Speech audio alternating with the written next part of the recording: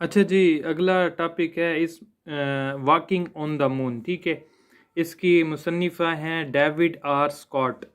اردو ترجمہ ہے: اس مضمون کا مصنف ڈیوڈ آر اسکاٹ امریکی ایئر فورس میں پائلٹ کے طور پر اپنے فرائض سر انجام دے رہا تھا کہ اس نے صدر کینیڈی کے حکم پر چاند میں اترنے کا فیصلہ کیا. اس نے خلا نورد کے طور پر 1963 میں تربیت لینا شروع کی. اپنی تربیت کے 8 سال بعد 28 جولائی 1971 سے 7 اگست 1971 تک کا عرصہ اس نے چاند پر گزارا. اس عرصے میں اس کے دوست جم اور الفریڈیم وارڈن اس کے ساتھ تھے. جم اور ون ایک سائنسدان تھا. خلائی جہاز جس میں ڈیوڈ اسکاٹ اور اس کے دوستوں نے پرواز کی کا نام اپالو 15 اینڈریو تھا. اپالو 15 چاند کے مدار میں 29 جولائی 1971 کو داخل ہوا. جب وہ چاند کے مدار میں داخل ہوئے تو انہیں وہاں ایک نئی دنیا نظر آئی. تاریک آسمان پر ستارے پوری طرح روشن تھے اور انہیں صاف نظر آ رہے تھے. جلد ہی صبح کے وقت سورج طلوع ہوا اور چاند کی سطح کو عملی طور پر روشن کر دیا گیا. چاند پر ہر طرف پہاڑ تھے یا گہری کھائیاں تھی. چاند گاڑی کی مدد سے وہ چاند کے اندر اتر آئے.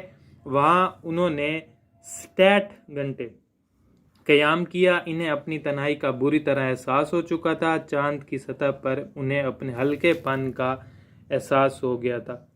چاند کی کشش شکل کم ہونے کی وجہ سے انہیں چلنے میں بڑی دقت ہوئی. مصنف کئی دفعہ گرا. چاند سے انہوں نے زمین کو دیکھا. انہیں زمین سرمائی رنگ کی نظر آئی. چاند کی سطح پر مٹی ہوا اور بارش کے فقدان کی وجہ سے بالکل خشک تھی. اس پر چلتے وقت پاؤں کے گہرے نشان اس پر ثبت ہو جاتے تھے. ہر روز انہوں نے چاند کی سطح پر 7 گھنٹے کام کیا. مختلف مقامات پر کھدائی کی، مٹی کے نمونے لیے. تیسرے روز وہ چاند گاڑی کی مدد سے اپنے خلائی جہاز پر پہنچے اور زمین پر واپس آ گئے. اب جو ٹاپک ہے وہ ہے چاند پر زندگی. مصنف اور اس کے ساتھی خلا نورد ایک سیڑھی کی مدد سے چاند کی سطح پر اتر آئے. انہوں نے چاند کی سطح پر مختلف اشیاء کی موجودگی کو محسوس کیا. ان کے ارد گرد ہر طرف مٹی تھی. زمین کی سطح نرم تھی. چاند کے ارد گرد چٹانیں اور کھائیاں تھی. چاند کی سطح پر نہ ہوا چل رہی تھی، نہ بارش تھی اور نہ ہی کوئی درخت وغیرہ تھا. ہر شے خاموش اور پرسکون تھی. چاند پر رنگ عجیب و غریب تبدیلی کا شکار ہو رہے تھے. چاند کی سطح کے نیچے ہر شے سرمائی یا مٹیالی تھی. بہت ساری بکھری ہوئی چٹانوں کا رنگ بھی مٹیالہ یا سرمائی تھا. جب مصنف اور اس کے ساتھی چاند پر اترے تو ہر طرف چاند پر مٹی اڑنے لگی. یہ مٹی ان کے بوٹوں اور ان کے خلا نوردی کے سوٹوں کے ساتھ چپک گئی. اس کی خوشبو کی بو سے ملتی جلتی تھی. مٹی اپنی لطافت اور باریکی کے لحاظ سے ٹیلکم پاؤڈر اور کوئلے کے برادے سے ملتی تھی.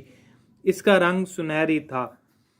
چاند پر مصنف کا وزن زمین کی نسبت 1/6 ہو گیا تھا. وہ بہت آزاد اور ہلکا پھلکا محسوس کر رہا تھا. چاند کی سطح پر گرتے وقت اسے کوئی زخم نہ آیا. چاند کا دن بہت گرم تھا جبکہ چاند کی رات بہت ٹھنڈی تھی. آسمان مکمل طور پر گہرائی دکھائی دیتا تھا اور زمین چاند پر چمکتی ہوئی دکھائی دے رہی تھی. یہ عجیب باتیں تھیں جو مصنف نے چاند پر دیکھی تھی. چاند کے ارد گرد کا ماحول زیادہ پرکشش نہیں تھا. چاند میں نہ بارش تھی اور نہ ہی ہوا. مصنف نے سوچا کہ ان کے قدموں کے نشان چاند کی سطح پر ہمیشہ رہیں گے. چاند کی سطح پر بڑے بڑے گڑھے بھی تھے.